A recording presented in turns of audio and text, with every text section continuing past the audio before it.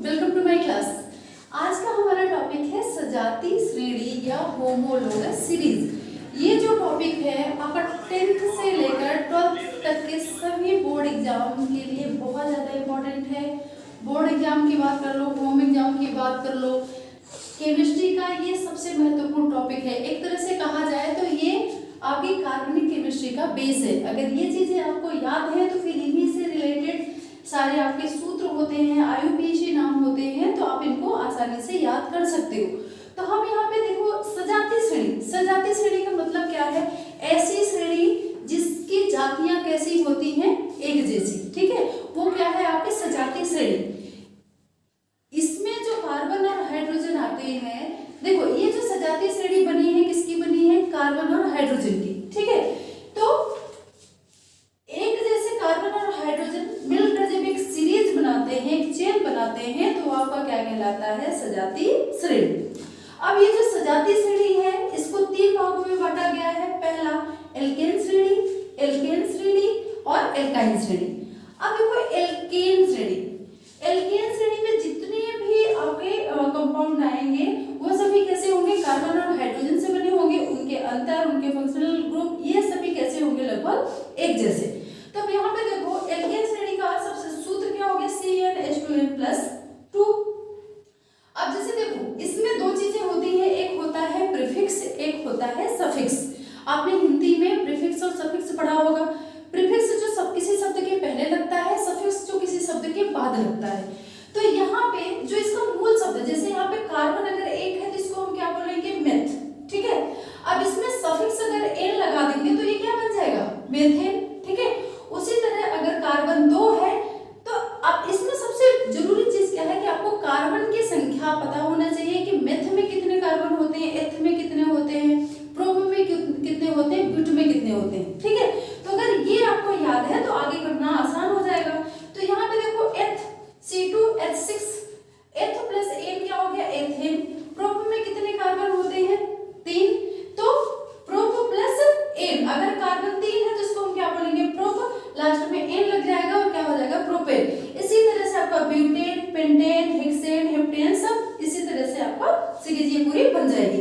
अब इनमें एक चीज ध्यान रखिएगा कि जैसे आपका मेथेन और एथेन है तो इसमें जो अंतर होता है कितने का? 1 कार्बन और 2 हाइड्रोजन का। जैसे आप यहाँ पे देख भी सकते हो, यहाँ पे कार्बन की संख्या कितनी कितनी बढ़ रही है? सब में देखो 1-1, यहाँ पे 1 कार्बन, यहाँ पे 2, 3, 4, 5, 6, 7, 8, लेकिन हाइड्रोजन की संख्या कितनी बढ़ रही है? 2-2। यहाँ पे देखो 4, 6, 8, 10, 12, 14, 16, 18, 20 और 22, मतलब डेकेन तक तो टोटल हाइड्रोजन कितने होते हैं? 22। और जबकि कार्बन की बात की जाए तो कितने होते हैं? 10। ठीक है, अब इसी तरह से हम एल्केन। अच्छा एक चीज और याद रखना, ये जो आपके एल्केन श्रेणी है इसमें जो कंपाउंड आएंगे उनमें हमेशा सिंगल बॉन्ड लगता है और इनको क्या कहा जाता है? संतृप्त यौगिक भी कहा जाता है, क्योंकि इनकी वैलेंसी केवल सिंगल बॉन्ड से ही संतुष्ट हो जाती है। तो जैसे हम यहाँ पे बना रहे हैं, जैसे आपका है C2H6। ठीक है, तो अगर हम इसको संरचनात्मक सूत्र के रूप में बनाए तो कार्बन कार्बन, यहाँ पे हाइड्रोजन, ये हाइड्रोजन, हाइड्रोजन और ये हाइड्रोजन। कितने हाइड्रोजन हो गए? 1, 2, 3, 4, 5 और 6। कार्बन कितने हो गए? 1 और 2। अब ये बैलेंस कैसे संतुष्ट है? जैसे कार्बन, कार्बन का परमाणु क्रमांक कितना होता है? 6। पहली कक्षा में इसके कितने इलेक्ट्रॉन होंगे? पहली कक्षा में कितने इलेक्ट्रॉन होंगे? 2। और दूसरी कक्षा के लिए कितने इलेक्ट्रॉन बचेंगे? 4।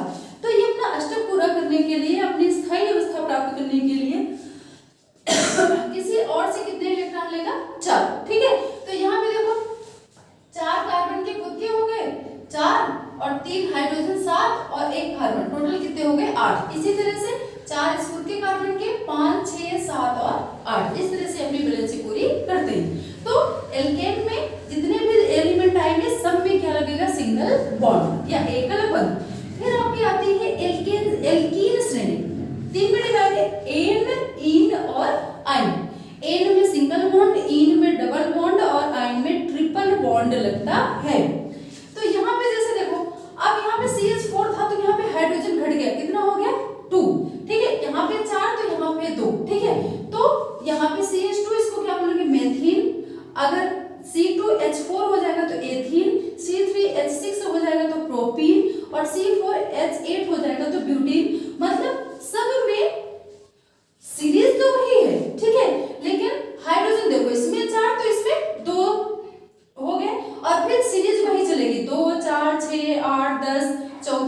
12, 14, 16, 18 और 20।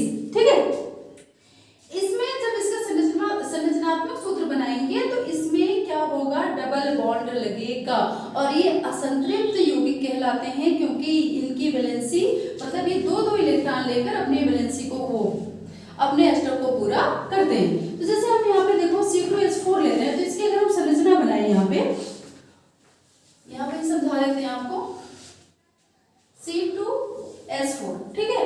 तो कार्बन कार्बन, इधर एक हाइड्रोजन हो गया, इधर हो गया, यहाँ हो गया, यहाँ। अब देखो ये कंप्लीट हो रहा है क्या, इसका अष्टक कंप्लीट हो रहा है क्या, 4, 5, 6 और 7, 4, 5, 6 और 7। जबकि चाहिए कितना कार्बन को, चाहिए कितना 8। तब उस कंडीशन में कार्बन, अब देखो हाइड्रोजन से तो ये ले नहीं सकता क्योंकि हाइड्रोजन के पास खुद ही एक इलेक्ट्रॉन है, ठीक है। तो ये हाइड्रोजन से तो इसने एक की साझेदारी कर लिया, उसके पास ज्यादा है ही नहीं। आप उधार किसी से लोगे तो उसी से तो लोगे जिसके पास पैसा होगा, जिसके पास पैसा नहीं है तो उससे तो उधार मांगने जाओगे नहीं। तो ये उधार किससे ले रहा है, हाइड्रोजन से। 1 रुपया था तो 1 रुपया हाइड्रोजन ने दे दिया कि बोला भाई तुम ही ले लो और तुम ही संतुष्ट हो जाओ, तुम्हारे काम चल जाए। तो यहाँ पे एक हाइड्रोजन दे दिया। अब इसके पास तो इलेक्ट्रॉन नहीं है तो कार्बन किससे डिमांड करेगा, दूसरे कार्बन से। इस कार्बन से बोलेगा कि मुझे एक पे मेरा काम नहीं चलना, मुझे 2 इलेक्ट्रॉन चाहिए। तो यहाँ पे कार्बन और कार्बन के बीच में कितने की साझेदारी हो जाएगी, 2 की। तो वैलेंसी कंप्लीट हो जाएगी, 4, 2, 6, 7 और 8, 4, 2, 6, 7 और 8। तो जो आपका एल्कीन होगा, मतलब इसको हम क्या बोलेंगे, एथीन, ठीक है। तो इसमें हमेशा ध्यान रखिएगा क्या लगता है, डबल बॉन्ड। और बाकी सब सेम देखिए, यहाँ भी CH2 का अंतर, CH2 का अंतर, और यहाँ भी 2 कंपाउंड्स के बीच में कितने का अंतर है, CH2, मतलब 1 कार्बन और 2 हाइड्रोजन का अंतर पूरी सीरीज में, ठीक है। तीसरा आपका है एल्काइन, ठीक है। एल्काइन, एल्काइन सूत्र क्या है, CnH2n-2। इसमें बॉन्ड को कितने लगेंगे, ट्रिपल बॉन्ड। अब इसमें भी देखिए, अब देखो एक चीज आप ध्यान दे रहे हैं, मूल शब्द वही है, meth, eth, prop, but, pent, hex, hept, oct, नॉनोटेक, मतलब एक तरह से संगीत बन गया, ठीक है। तो मूल शब्द तो वही है, लेकिन इसमें चेंज क्या हो रहा है, जो इसका सफिक्स है, मतलब जो इसमें अनुलग्न लग रहा है, शब्द के पीछे जो लग रहा है वो चेंज है। जैसे यहाँ पे मेथ प्लस ईन तो क्या हो गया, मेथीन, एथ प्लस ईन तो एथीन, ठीक है। तो अगर ये चीज, अब यहीं पे देखो, मेथ प्लस आइन, मेथाइन, मूल शब्द तो यही है ना, इसमें भी मेथ, इसमें भी मेथ और इसमें भी मेथ, इसमें भी एथ, इसमें भी एथ और इसमें भी एथ। तो एथ प्लस आइन एथाइन, प्रोप प्लस आइन प्रोपाइन, ठीक है। इसमें भी अंतर कितने का होगा, CH2, कितने का अंतर होगा, CH2, ठीक है। कार्बन कितनी कितनी, अच्छा एक मिनट, यहाँ पे आपका अंतर कितने का हो जाएगा, CH2, यहाँ पे भी कितना का हो जाएगा, CH2, और यहाँ पे भी कितने का हो जाएगा, CH2, ठीक है। तो इनके सीरीज में भी कितने का अंतर है, CH2, CH2 और CH2, ठीक है। अब इसमें बॉन्ड कितने लगेंगे। अब हाँ, इससे पहले एक चीज और ध्यान रखना, जब हम ऊपर से नीचे जाएंगे तो एक कार्बन बढ़ेंगे और दो हाइड्रोजन बढ़ेंगे, ठीक है। लेकिन पूरी सीरीज की ही बात है, एक कार्बन बढ़ेंगे, 2 हाइड्रोजन बढ़ेंगे।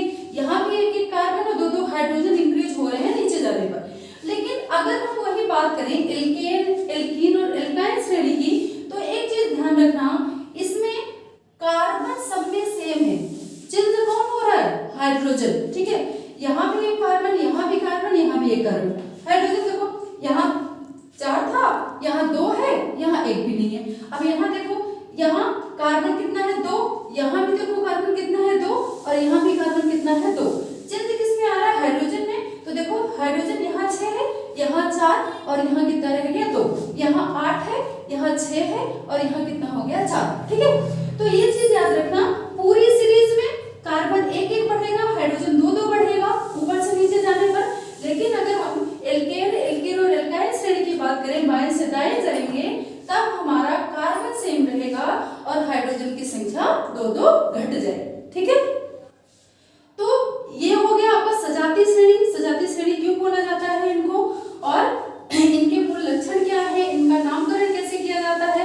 अब एक चीज यहाँ पे और हम बता देते हैं, इसमें क्या लगेगा, ट्रिपल बॉन्ड, मतलब इसको अपना अष्टक पूरा करने के लिए कितने बॉन्ड की जरूरत होगी, 3 बॉन्ड की, और ये भी एक असंतृप्त यौगिक कहलाता है। तो जैसे यहाँ पे देख लो, हम यहाँ पे एथ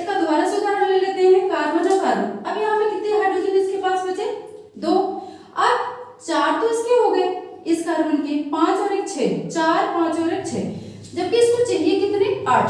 तब ये हाइड्रोजन से तो साझेदारी नहीं कर सकता क्योंकि हाइड्रोजन के पास खुद ही एक ही इलेक्ट्रॉन है, तो इसने पहले ही साझेदारी कर ली थी, तो अब ये क्या करेगा, कार्बन से मांगेगा। तो कार्बन से इस बार पहले कितना मांग रहा था, 2, जब एल्कीन बन रही थी श्रेणी। अब यहाँ पे एल्काइन बनेगी तो कितने मांगेगा कार्बन से, 3, ठीक है। तो भैया पहले 2 में संतुलित हो रहे थे, अब हमें कितना चाहिए, 3 चाहिए, ठीक है।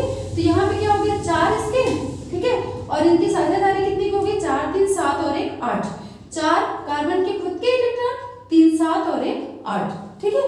तो इस तरह से पूरी जितनी सीरीज है उनमें क्या पाया जाएगा, ट्रिपल बॉन्ड, एल्काइन में इनमें क्या पाया जाएगा, डबल बॉन्ड, और एल्केन में क्या पाया जाएगा, सिंगल बॉन्ड। अब ये जो टॉपिक है, अगर ये आप सजातीय श्रेणी पूरा अच्छे से कर लेते हो तो आगे 11th में तो खैर ये यहीं से शुरू हुआ है, 11 उसमें 10th से ही, तो 10th में तो है ही। इसके अलावा आपके 11th और 12th मतलब बीएससी भी करोगे तब तक ये टॉपिक काम आएगा। जब तक आपको केमिस्ट्री पढ़नी है तब तक ये सब में आपके ये टॉपिक काम आएगा। और जो भी आईयूपीएससी नाम होते हैं, आगे की वीडियो में आपको इसका आईयूपीएससी नाम बताएंगे। तो जो आईयूपीएससी नाम होते हैं वो भी बेस उनका यही होता है, ठीक है। उसी में फिर फंक्शनल ग्रुप लग के या फिर उसी में डबल या ट्रिपल बॉन्ड कैसे लगता है और कैसे उनका आईयूपीएससी नाम होता है, ये चीज हम अपने अगले वीडियो में बताएंगे, ठीक है। तो आई होप ये आपकी सजातीय श्रेणी क्लियर हो गई होगी, मैं समझाने में शायद सक्सेस रही होंगी। तो अगर ये वीडियो अच्छा लगता है तो वीडियो को लाइक शेयर एंड सब्सक्राइब करें। थैंक